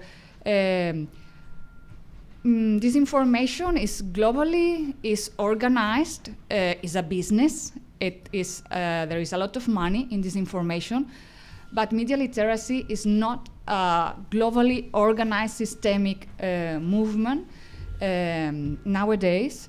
So we need more efforts to be people, to make people literate about disinformation and how to get informed, because now we inform social media with our phones, and before we get informed, we need to know how to evaluate sources, how to verify this information. So media literacy should be for everybody, should be a process continuously, should be systemic, collaborative, and enthusiastic. So where are we? Most of the students 36% of students in Spain identify properly an opinion article. More than 60% don't know if it is opinion, information, or advertising. 40% of the people in Spain distrust news, and also a large amount of people avoid news. And sometimes people is critical, they suspect that the thing that they are reading is false information, but only the half of this group, only 51% verifies it. Sometimes because they don't think it is necessary, sometimes because they don't know how to do that. They don't have the tools, they don't have the knowledge. So it is important that we promote education and media literacy. And also another figure that can be impactful is that 42% of Europeans haven't basic digital skills. So what should we teach? We should teach students and people to evaluate sources, if it is a credible source, if it is an authority or not. We should teach them that the credibility is not measured by the amount of followers. We should also teach how to identify information, advertising, and opinions, how to verify content, how to think critically about things that they are reading, that they are the videos that they can find in TikTok, in Instagram. We should teach them how to detect bias, propaganda, and hate speech in a very simple manner, no? For example, you look CEO in Google Images, and there are no women, there are no racialized people, so this is bias. We should teach also people and young people, old adults, to navigate in a safety way, and also digital well-being, and produce useful, responsible content, because teenagers, they get informed in television, in social media, but they are mainly producers of information. So we must teach them how to produce this content in a responsible and ethic way. So what do we do at Learn to Check in this 6-year media literacy promoted experience? We have trained more than 8,000 people. We work with more than 60 entities and public administrations. We give workshops and projects, educational projects for everybody. We started with 14-year-old people, and then after one of the main workshops, a teenager, a boy, came to us, and he told us, I've learned a lot. I have enjoyed this gamification methodology, but now if I want to learn more, I can't, because my parents don't know anything, because my teachers don't know anything about that. So here we started to do workshop for teachers all over Spain, for families, for journalists, for old adults, for librarians, and also we do projects. And our projects are not only education. We don't teach and that's all. No, we empower people. All our projects have an acting part. You must, after learning something, you must act. You must do something for your community. You are now an actor, and we empower them. And also we started to work with younger people, because for 14-year-old boys and girls, for 14-year-old teenagers, these workshops are palliative, but we want them to be preventive. So we start now at the age of 10, and we do it with gamifications methodologies. We do escape room of digital verifications. And we do also media literacy resources with books and projects to protect the digital rights. And now just a final reflection about the disinformation in war. It's always existed. It's now more disinformation, more sophisticated. And when we show this picture, some people say, well, it's false, but it could be true. Yes, but it's false. This is AI generated, it's false. There are some other photos of parents running out from bombs that are true, but this is false. And this matters. And we teach young people, but we also learn from them. One time, after a workshop, I talked with a boy, and I asked him, what do you do when you found some false information in social media? And he told me, I stop following this person. So this is about retiring the microphones we saw this morning.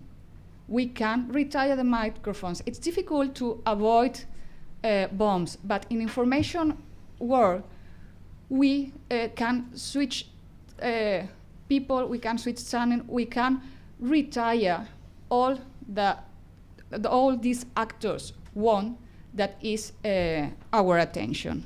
So thank you very much.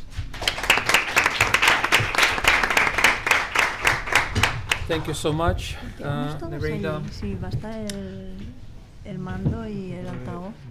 And our next guest speaker will be from Lithuania, from the one of the largest media organizations in Lithuania, Delphi. And she's editor and fact-checker in this organization, and she will talk about future of fact-checking. And the title of your presentation is The Future of Fact-Checking, Delivering the Truth During Wartime. So does it mean that we expect a long period of wars, or what the future? Is the future is bright for fact-checking? What do you think? I hope so, but let's see during my presentation, sorry. So first of all, thank you for introduction. And I would like to start shedding some light about the situation in Lithuania regarding disinformation. So I know a bunch of countries think about Baltic countries, and Lithuania included, as kind of a role models regarding fight with disinformation, mostly because, of course, our harsh history being part of Soviet Union for such a long time, and the other reason probably is our huge will to regain independence and be a part of European and NATO family. But I have bad news here. We don't have any kind of special vaccine that we could get instantly immune to disinformation, and of course we are targeted a lot by especially Russia. And what I call Lithuanian paradox is that we, as part of Digeres association, that I will tell you about later, it's a association created by various professionals with the same aim, fighting disinformation disorders. So we conducted a pilot survey that showed kind of controversial results that a bunch of Lithuanians feel really confident in their ability to distinguish false information from true information, but nevertheless 40% of them confessed sharing false content online. One of the reasons was because it's fun. So it's more entertaining to share false content than true content. So if there's 40% people who confessed on that, imagine how many are those who are hiding somewhere there but sharing false content nevertheless. Even though we are really confident about our ability to distinguish false information from true information, we are targeted by bad actors from foreign governments nevertheless.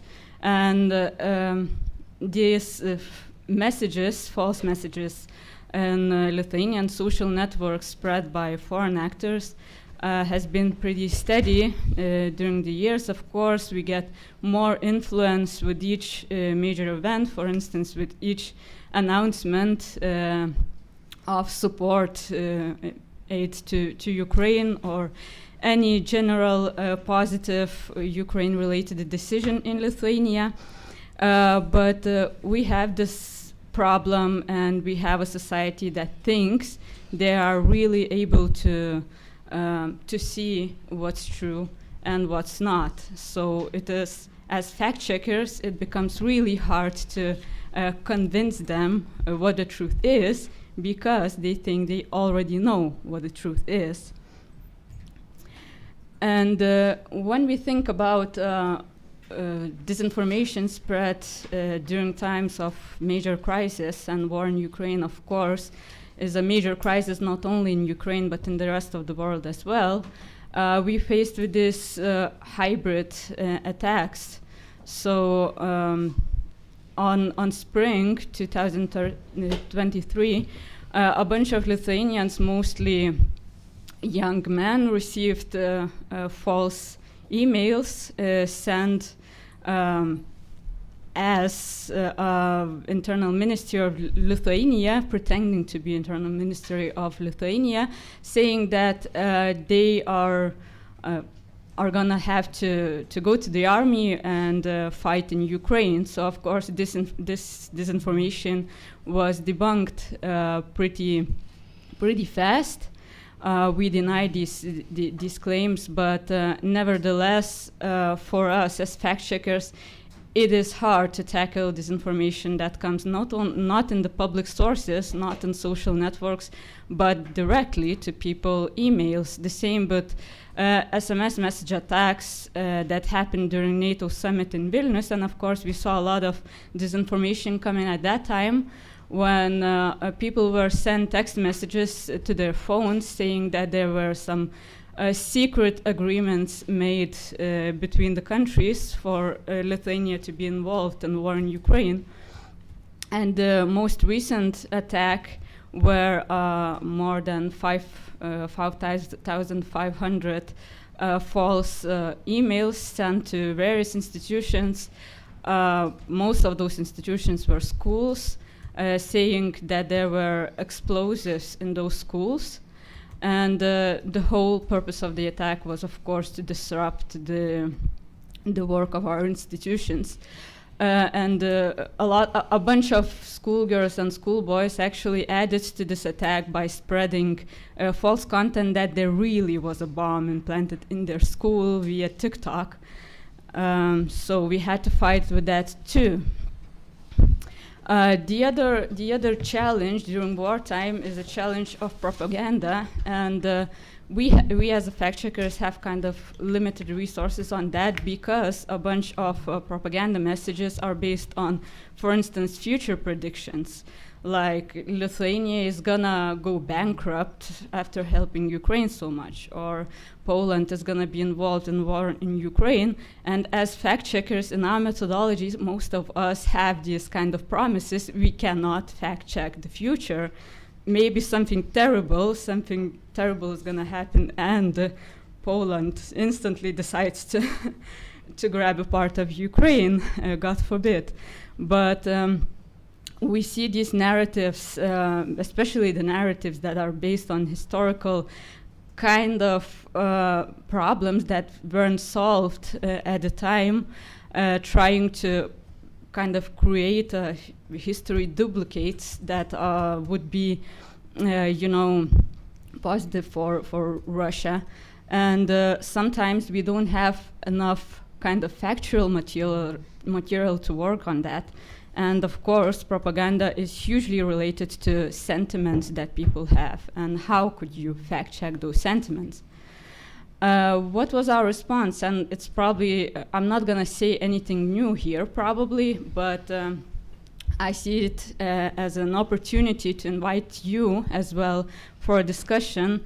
How do you imagine fact-checking operations in the future, especially during major crises? So one of the response, and it's an important one, are international collaborations, international and regional collaborations. So in Lithuania, Delphi was one of the founders of Digeres Association that unifies professional journalists, fact-checkers, universities, regional media, and NGOs as well, with the same aim, fighting disinformation. So we had better opportunities to exchange the knowledge and know-how.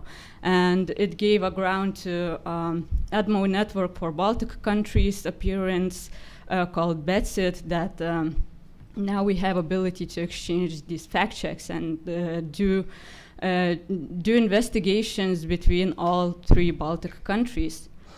And I know that a bunch of organizations that are here as well are doing the same thing. And the most important factor, I guess, about international collaborations is that we avoid duplicating our work that way. We can exchange the knowledge, we can do the translations of fact checks and do more important work instead of repeating the same fact checks all over again.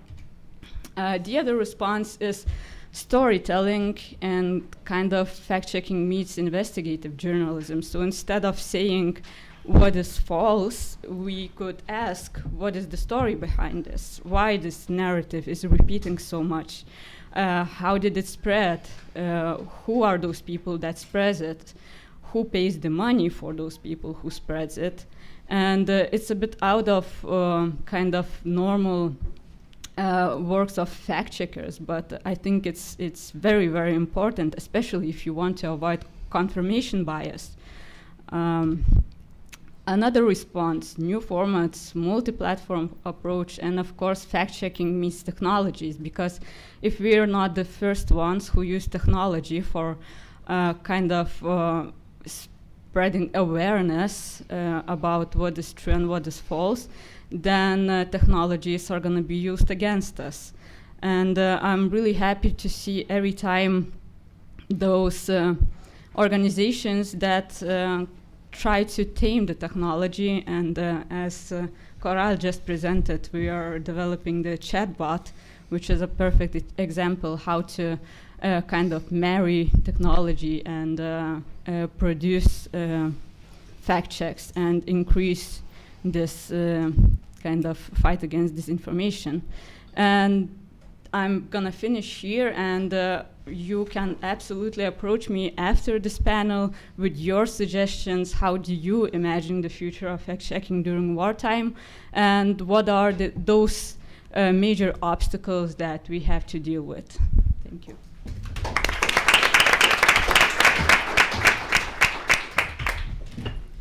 Hi.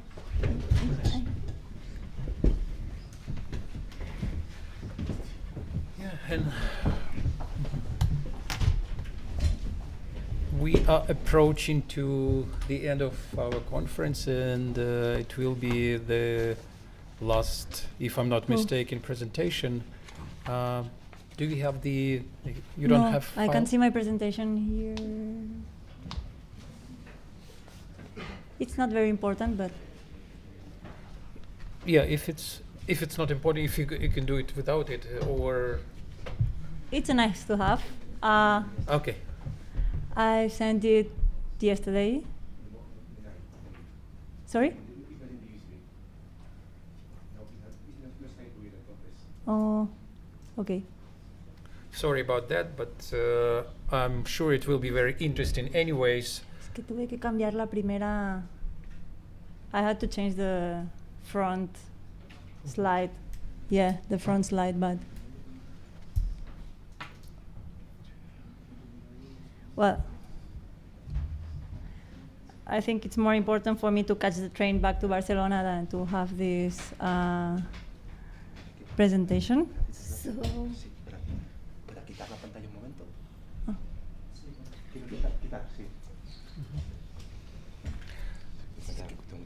Sorry about this confusion. It will take a couple of minutes to download the file. La tengo en un link. I think we can talk about what we do. Maybe some of you have questions. While we are dealing with the technical problems, maybe some of you have questions to speakers or comments about what. Oh yeah, maybe you have a different prospect of the future of fact checking. and yeah, about bright future of fact-checking.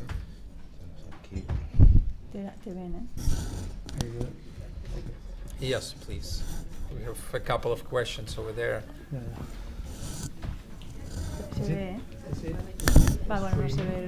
Hi.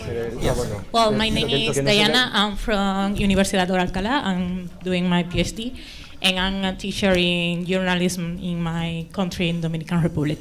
My question for whatever of the person there is, all of you have this different point of view about fact-checking, and we were talking all day about disinformation and verify information.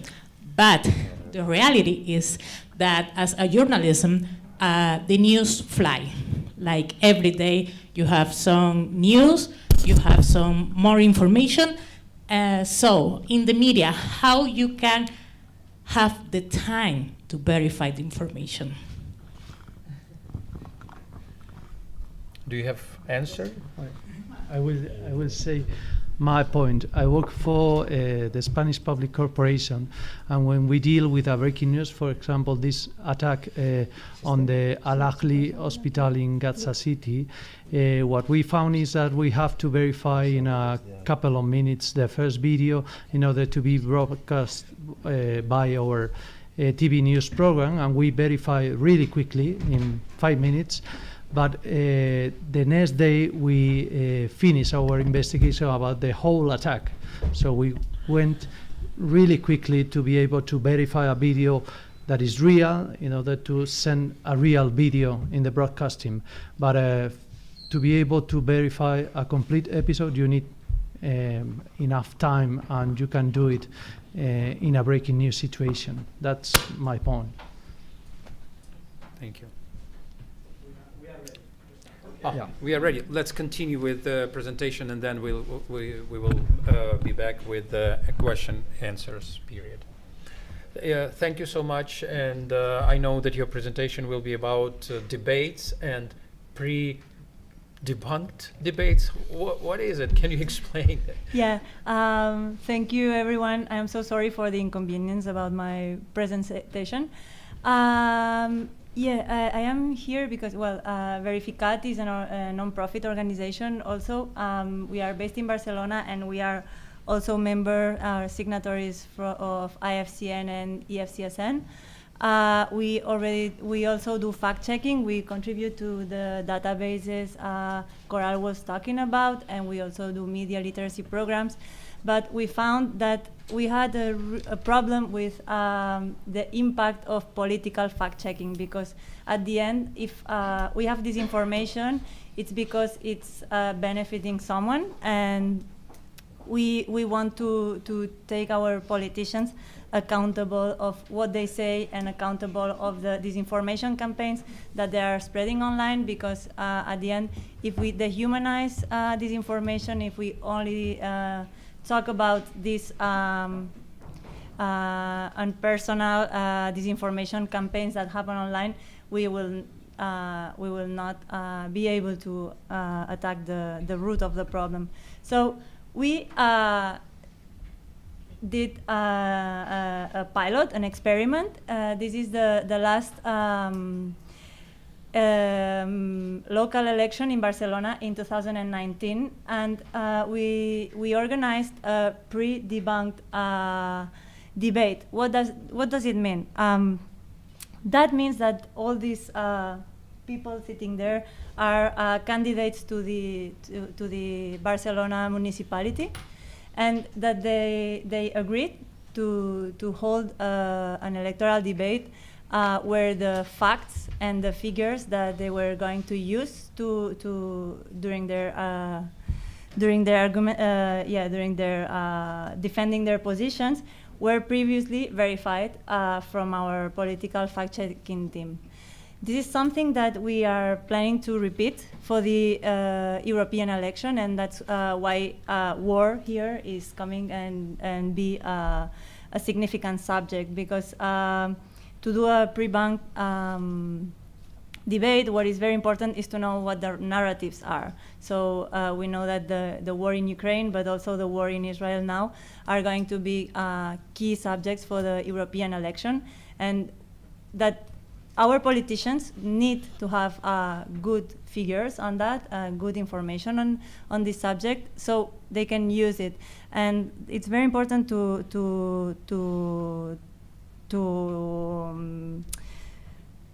think that they are ready to use it and they are willing to use it, so they can stand for the correct data.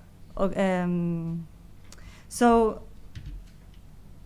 yeah, as I said, the problem of political fact-checking is that normally when a politician is spreading an information, it has much more impact than what we have with our fact checks. So we try to apply a little bit of creative thinking and to think what can we do to stop the disinformation before it is spread. We also know that disinformation is used for political profit, of course, but it creates distrust in politics. So this distrust in politics is not benefiting anyone. So there is people inside the political among the political actors that are willing to contribute to stop spreading disinformation. And yeah, so as I said, this is an experiment. We wanted to try how it would work to chat with the politicians before they do this debate. So how do we get ready for this? And this is something that we as a European fact checkers are already starting to do ahead of the next year elections, is pre-banking. What we are doing is to start to understand what the campaign is going to be about, and here is what war will be something very important, but also climate, health, migration and hate speech, etc. So we get ready. It's getting ready is something that takes a lot of time. All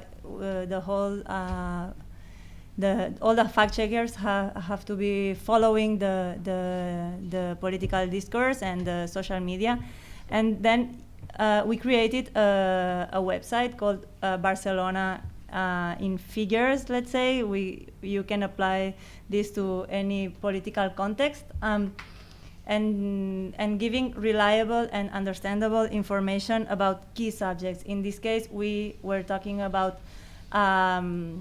housing, about security, economy, climate, etc. We ahead of the European elections, we are going to change a little bit the subjects, but this is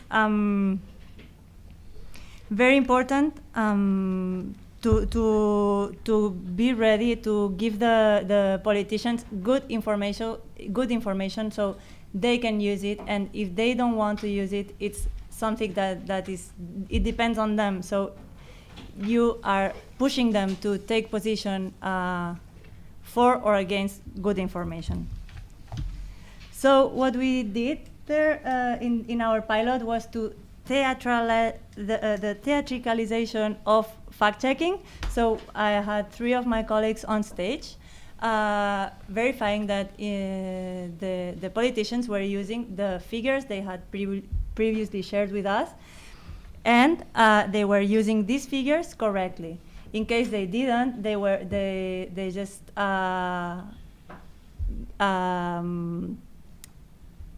say the audience that this figure was not verified, so they were just asking the fact checkers to take the figure down and do it after the debate. As I say, this is something a little bit like out of the usual and something that we cannot expect to do all the time in the political campaign, but we wanted to put on the table that the fact-checking is important, that data is important, and that we are here to help the politicians have a better political debate. So the work with the political actors is very important because we discovered that they are not always willing to manipulate the information, but sometimes the political the teams are not understanding properly the figures or are not taking the best information they can. So that there is a big terrain here to work with them. And I am now ending, as the paper there says, with a final report that can be used as a political tool when we explain to the politicians what was their performance during the campaign. So there is again place to improve their political communication in the point of view of the fact checking. So that's it. It's a new format. As Isa was asking, how do you imagine fact-checking in the future? I imagine that fact-checking doesn't exist anymore because everyone is so responsible with what they say that that we won't need to be doing this. But yeah, we are still open to questions. I don't know. Sorry for taking a yes, little bit thank longer. you so much. Yeah, let's. Yeah, we have time for one question. Sorry about that. But oh, sorry. I mean, just I mean, this is because we're talking about politicians and statements from politicians. I would address my question to Borja or to any other of the verifiers. Should we? I mean, in the Spanish media, the debate is whether or not we should include the Russian. The Russian statement, the Russian version of the events. I mean, what do you think, given the fact that, I mean, given the record on about Russia, given the record of, press conference by Maria Zakharova saying that, the Malaysian plane was downed by, whoever. I mean, what's your position? Because, I mean, it's an open debate, and I can see it's pretty acute debate in Spanish media. Should we include versions that we know are probably fake? Yeah, thanks for the question. My view, and I think it's the view also of the corporation, and that we have to show the view of the Russian officials, but we are forced to give the context. I mean, it's like when Trump said, okay, you can put bleach on your veins to try to fight coronavirus. You can give that message to the public without giving context. You have to say this is false, this is harmful, you should never do it. I think we have to give the context, okay, this is the view of the Russian officials, but this is false. And it happens when we publish our investigation about Bucha massacre. We didn't say, okay, Russians say this is not true, they are actors. We say, Russians say this is a false massacre, but we have checked that this is real. We have a special correspondent who's called Almudena Arizas. She's on the ground. She can show you the mass graves. Everything that happened was real, and they are spreading disinformation. What we have to think about, okay, what do we do with the propaganda that are spread by Russian so-called official media? That's another point. But I think we have to give the official view of Russia as we give to the public the official view of Egypt. And he's a dictator. He made a coup, and we have to give all the context. Thank you so much. Sorry, we don't have time for more questions, and we have to finish this panel. Thank you all for your wonderful presentations, and thank you all for attending our conference. Thank you. Yeah, thank you.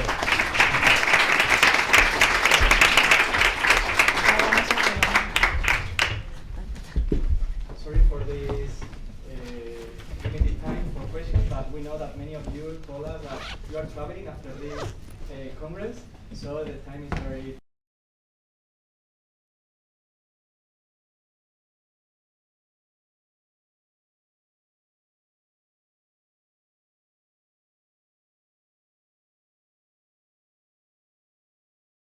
My colleague, Victoria Romaniuk, and please.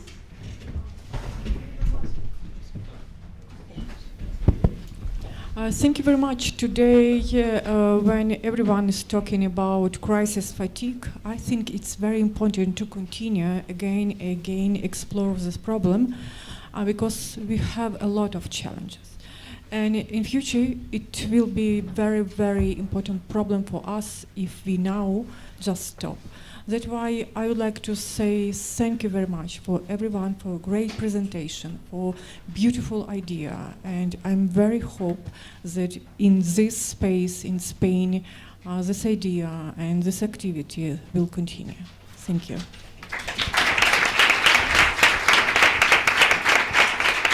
Thank you so much, Victoria. And well, some message from the organizing committee.